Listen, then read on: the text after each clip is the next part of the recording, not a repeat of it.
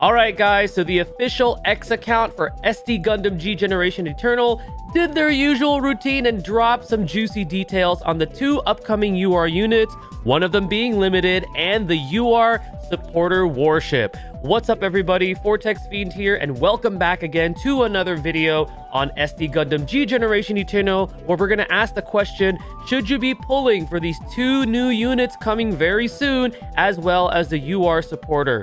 So we're going to go ahead and take a look at the Hainu Gundam first. This is going to be the limited time unit on this banner, coming from the Gundam Mobile Suit Variation series. It is an attacker type. The little teaser they gave us is going to be that juicy Hyper Mega Bazooka Launcher EX. So the little teaser that they gave us here is it has an EX weapon that deals more damage the farther you are from the enemy, with a greater weapon power increase. We have seen this before. For example, a very strong attacker unit, even to this day, is the Sazabi, that has this very similar type of a skill. However, because this unit is going to be limited, I'm expecting some higher numbers from the Hainu Gundam, because again, limited time unit, it doesn't come back until they decide to bring it back later for future events.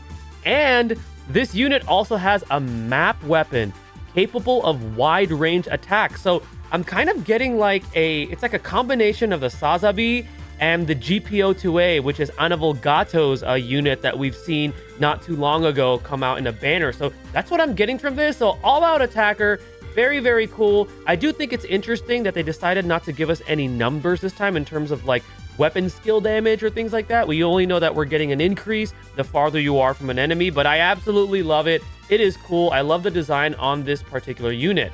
So now we're going to go ahead and take a look at its pilot, which is going to be Amuro. Amuro, coming from the Char's counterattack series. He's also an attacker type pilot, which makes sense since his unit is attacker type. One extra chance step granted. I love it because we want more of our double chance step attacker pilots. So that's already a plus in my book. And then check this out. The maximum range of beam and special weapons also increases by 1 when piloting the Hainu Gundam, and the vigor is supercharged or higher. So they really incentivize you to match him with his unit.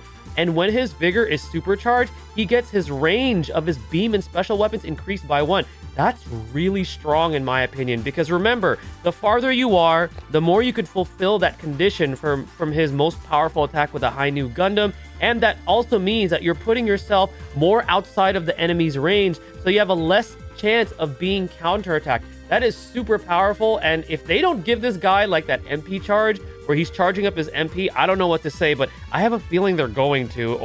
And then they might give him maybe like, I mean, we don't really need sway, maybe like attack burst or something like that. If they give him like an all-out attacking type of like passives and skills, that's going to be absolutely amazing. But he's definitely strong. I mean, this is a limited time pilot, so you have to expect these limited time units to be stronger than what we currently have. All right, next unit we're going to take a look at is going to be the Force Impulse Gundam from Gundam Seed Destiny, supporter type unit. The custom weapons they're going to be teasing is the All Silhouette Attack EX. So equipped with an EX weapon that decreases the enemy's defense by 25%. Pretty standard. This is definitely going to be higher when you upgrade the weapon level. And then afterwards, a very interesting passive. So it restores 5% of HP and energy at the start of every turn. So not only are you restoring your HP at the start of every turn, but also your energy. So very efficient unit. I think it's definitely going to be up there in terms of supporters. And the design itself is really cool. I like how there's 3 of them because of the All Silhouette Attack EX. So pretty solid. I like it. Let's take a look at the pilot. So Shinn Asuka from Gundam Seed Destiny, supporter pilot. Up to 2 extra support attacks counters granted. Pretty standard when it comes to UR supporter pilots. And then also, when piloting Force Impulse Gundam EX, if HP falls below 50%, it restores it by 50% once. So if at any time, let's say you're like this unit is in danger, you got this pilot and he's piloting the Force Impulse, he's going to get like essentially like a second lifeline, which I think is really cool. And I think it's awesome that they're really incentivizing you now to use the pilot that matches the unit that he or she came with. I think that's awesome. So overall, solid pilot. He pretty much, if he's piloting his own mobile suit, you know, he's able to survive that much longer. Very cool. All right, and last but not least, we're going to take a look at Bright Noah and the Rock Cailum. So the tag for this UR limited time supporter is going to be new type machine. Right off the bat, Lesigna is on that.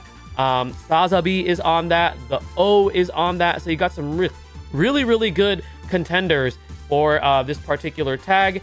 I don't think it's as good as one-shot killer just right off the bat. First of all, Sazabi, being that strong range attacker, is also part of one-shot killer. So even if you miss out on this, and you already have Lacus and Eternal, you're not. I don't think it's nearly as good. All stats increase for 30% for units with the new type machine tag, which is cool. The support skill is less desirable compared to the last UR supporter warship that we got. So this one is the energy restoration versus the HP restoration. Now, I know when it comes to content, energy restoration is a bit more useful for PvE. So this is definitely going to be very useful if you use this. For example, I'm thinking of like Expert Road 2, for example. This is going to be a very solid choice to use. But I'd rather have HP just overall, because especially like Expert, like Eternal Road, or even like PvP, for example, with Master League, if your units are in danger and then you pop the HP restore, to me, that's a bit more useful than energy restoration. It's good. I just don't think objectively this UR limited warship is as good as the last one that we got. But overall, really solid. New type machine is I would say is a pretty good tag. Not as good as one-shot killer, but it's still really solid, as there are some really good URs within that tag. So all in all, should you be pulling on this banner? Objectively, I do think this is a strong banner. I think the high point is going to be the Hainu Gundam and that Amuro Ray pilot. I still don't think it's as good as the last banner that we got with Strike Freedom and Justice and Eternal and Lacus. Especially, we've seen how powerful Eternal and Lacus are.